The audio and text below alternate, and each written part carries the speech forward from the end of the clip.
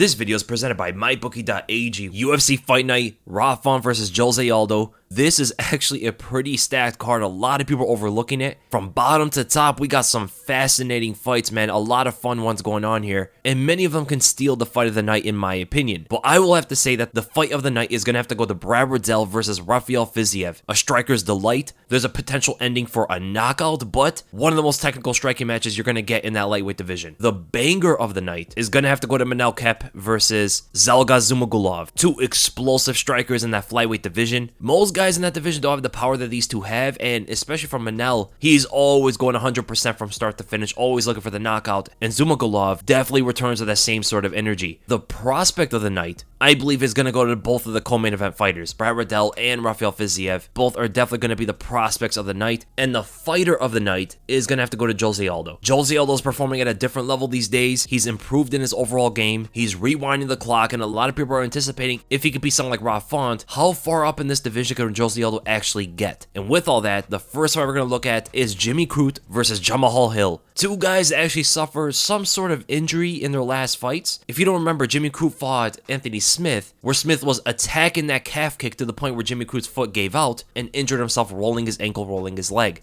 Hill didn't exactly suffer some sort of long-term injury, but the armbar that Paul Craig put him in dislocated Hill's elbow, and it looked pretty nasty, man, but they said that he was fine after the fight. So it's going to be interesting to see how these two come back from those sort of injuries. Are they going to be tentative? Is Crute not going to throw as many leg kicks as he usually does, because leg kicks are a big part of his striking game? He's not a super technical striker. He doesn't really mask things behind his attacks, and that goes for his leg kicks, that goes for his right overhand and left hook. So it's going to be interesting to see how Crute approaches this fight. If he approaches his striking, he can run into a bunch of issues. Now on Hill's side, it was his left arm that got dislocated, and he's a southpaw fighter with a lot of power and emphasis in that left hand. He throws it all the time, man. Left straights all over the place. He's a right hook, left straight fighter. Spams those two techniques the whole fight. And if he's going to be hesitant on that left hand, which is the punch he causes the most damage with, he could run into trouble even on the feet against Crute. Now overall, there's going to be a massive speed difference between the two. Jamahal is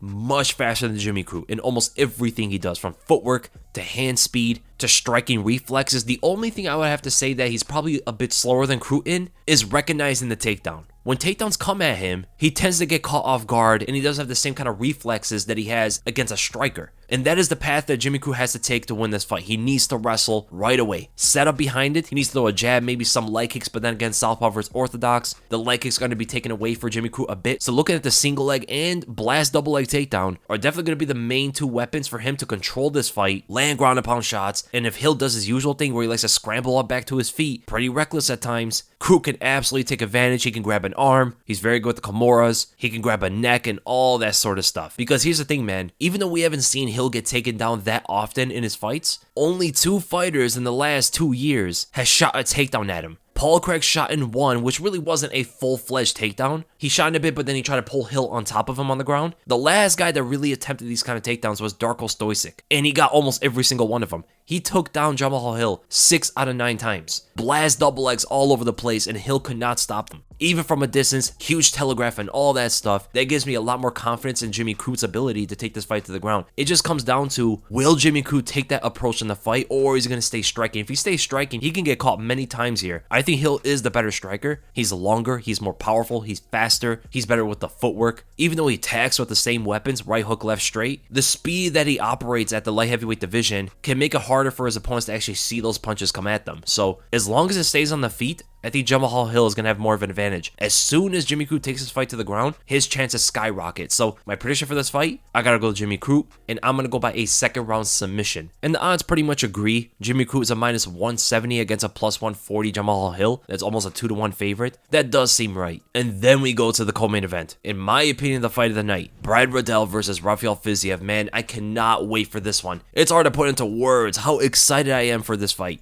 But the thing is, man, I think they're fighting too soon. If you look at the trajectories that they have in their careers, I mean, both guys are eventually going to be top 10, and there's so much more for them to gain, right? Both fighters young in MMA, but I can't lie, man. This is the fight I'm looking forward to the most of the entire card, and they're actually very similar in a lot of the stats. If you just look at the stats here, they have the same record, they're the same height, they have the same reach. I think Riddell is a little bit bigger in size. I mean, he had a big weight cut for this one. If you look at the weigh-ins, he looked a lot more sunken in than Rafael Fiziev. Now, technically, Rafael Fiziev is a lot more multifaceted. He does a lot more things in a stand-up game. He switches stances more than Riddell does. He attacks with a lot more different kind of techniques. He throws in long stretch combinations, whereas Riddell is a lot more simple in his approaches. He's a lot more efficient rather than trying to create a lot of chaos with the amount of techniques he throws out there. Fighting a southpaw Rafael Fiziev is going to make him be a lot more right-handed heavy. It's going to be very similar to the way he fought Drew Dober, except that Fiziev is way more willing to stay in front of his opponent and exchange combinations, exchange power shots. Power for power, is he going to trump someone like Brad Riddell? I don't know, man. I think Riddell punch for punch hits harder, but Fiziev is definitely the faster fighter here. He's definitely going to be able to get to the target first. That's only if he's going to be able to get the right setup so he can get past Riddell's counter shots, because Brad Riddell loves to take that first initiative on a counter. You show him something and he's looking to respond every single time. The thing that does worry me for Brad Riddell is sometimes he trips over himself, and you were able to see this when he fought Alex Da Silva. Sometimes his punches got a lot more laboring, whereas there's no labor shots from Rafael Fiziev. He's a lot more snappy with his punches, and that comes from that speed advantage that he's going to have. Throwing a jab in Brad Riddell's face is going to open up a lot for Fiziev's attacks. It's going to open up spinning back fists. It's going to open up leg and body kicks, and I could potentially see a 1-2-3 combination from Rafael Fiziev catching Riddell as he's looking to pull away from the shots and counter. On the other hand here, in his last fight, Rafael Fiziev didn't show the greatest head movement. He went to war a little bit too much with Bobby Green, instead of trying to be as technical as possible, rather than putting on a show for everybody. If he does that same thing against Brad Riddell, there's a lot of opportunities for that right hand to land or a left hook from Riddell to land, but it's also going to depend which stance is Fiziev going to attack with. If he's southpaw, Riddell's going to look to land that right hand every single time. He's a lot more right-handed heavy against southpaws. Against orthodox fighters, he starts almost everything off of his jab, but his jab can be relatively slow, which does lead me to believe that Brad Riddell's much better against southpaw fighters than he is against orthodox fighters, because he could become a lot more reliant on his right hand, and the distance between him and his opponent lengthens a lot more for him to gauge it. This helped him a lot against Drew Dober, who also excels in that sort of fight. It became power right hand versus power left hand fight, and Riddell was able to win on those exchanges after the first round, because if you remember in the first round, through Drew Dober's speed advantage, he was able to land his left hand from a distance, and Riddell did not react to it at all. He did not see the punch coming from a distance. It took him time to start to gauge it after he was getting used to Dober's speed. That's a similar kind of thing he's going to have to do in this fight with Rafael Fiziev, but it's a lot more tricky of a fight than it was against Drew Dober. Because again, the switching of stances, different techniques all around the place, even takedowns can come at any given moment. There's going to be a lot more for Brad Riddell to watch for to get over that speed advantage. When he's fighting orthodox, the speed factor of the fight is going to be a lot more important, and that's where I can see Rafael Fiziev taking over the fight. And another issue I have to look at here is Riddell's takedown defense is not that great. He's good offensively. He's taken down every single opponent he's ever fought in the UFC, but he's been taken down so many times. Besides the Drew Dober fight, he got taken down multiple times against everybody else. And the way Alex Da Silva, for an example, was able to set those up, he engaged Riddell on the feet a bit. He got Riddell to react on his punches because, again, Riddell likes that first initiative counter. And from that reaction, Da Silva was able to get under him, get the double leg, and take him to the ground. I think Rafael Fiziev could do the same thing if he wants to mix up the striking and the grappling. Now, the one big issue that everybody knows about Rafael Fiziev is he is not the same guy in the third round that he is in the first two. He gasses out in almost all of his fights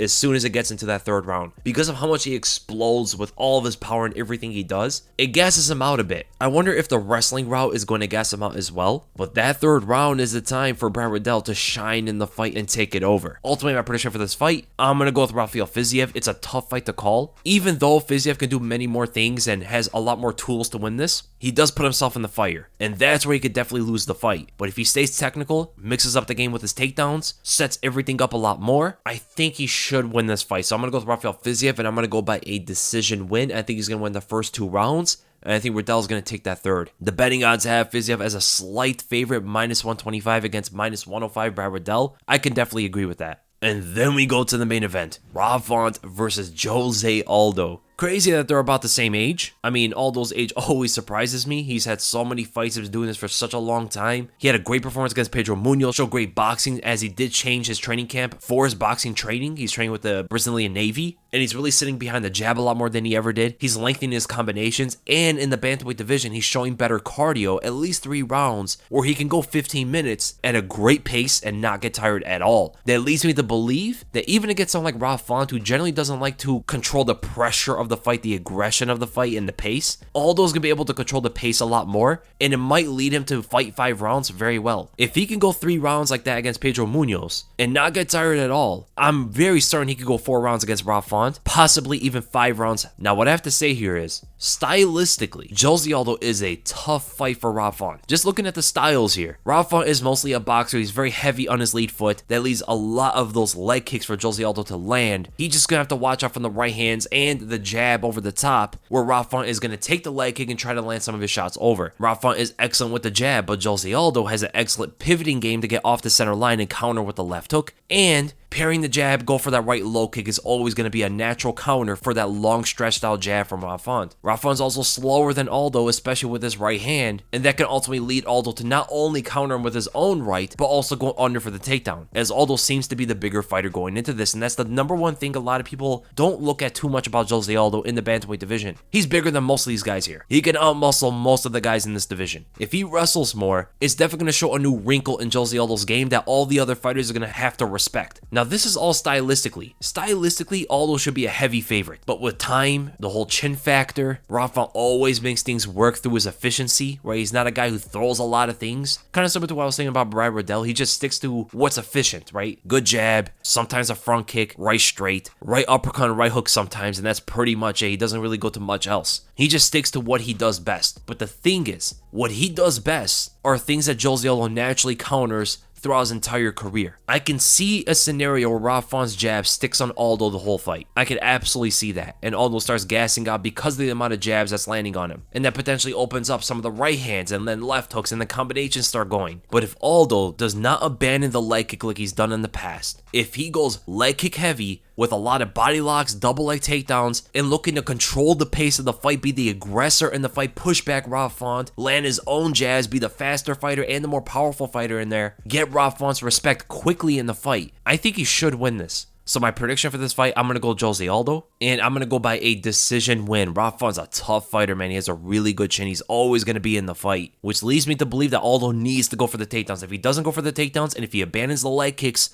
Rafael's probably going to win the fight. If he goes to the leg kicks and he goes to the takedowns, he gets the body lock, he sticks it in the clinch and all that stuff, Jose Aldo's chances of winning this fight skyrocket because Rafael's not going to be the same fighter in the 4th and 5th rounds because of the leg damage. And even if Aldo's going to gas out a bit, that leg damage for Rafael is going to equal things out. The betting odds, though, have Rafael as a favorite here. He's a minus 145 against a plus 115 Jose Aldo. Seems like a lot of people are still not sold on Aldo's progression in the bantamweight division, but Rafael is a tough task, man. It's not going to be an easy fight for Aldo, in my opinion. And as you can see, man, a lot of the fights are pretty close. I mean, the main event's close, the co-main event is razor thin, giving you no terrible odds on the entire card, man, and that gives you a huge opportunity on mybookie.ag, where they have the best lines in the business. And on this kind of card, where every fight is pretty close on the odds, it's hard to really go wrong in a lot of these, man. Aldo could win, Font could win, Fiziev can win, Riddell can win, Gritzmacher versus Puelles is exactly even. Alonzo Menefield William Knight is a very close fight as well. Barberina versus Weeks is almost a pick'em. Picking an individual fighter in this card can really win you big, and so can a parlay, man. This is one of the better cards to actually go and pick a parlay, in my opinion, maximizing earnings a lot more. You don't have to go 5 fights like in some of these pay-per-view cards where there's massive favorites and stuff like that. On tight cards like these, man, you can go 2-3 fight parlays and do very well on those. And when you sign with mybookie.ag, you also get the first deposit bonus, where MyBookie will match up your first deposit all the way up to $1,000. Just use the promo code WEASEL to activate this offer. This promo code WEASLE to take advantage of MyBookie's sign up offer. Visit mybookie.ag today, where you can win big.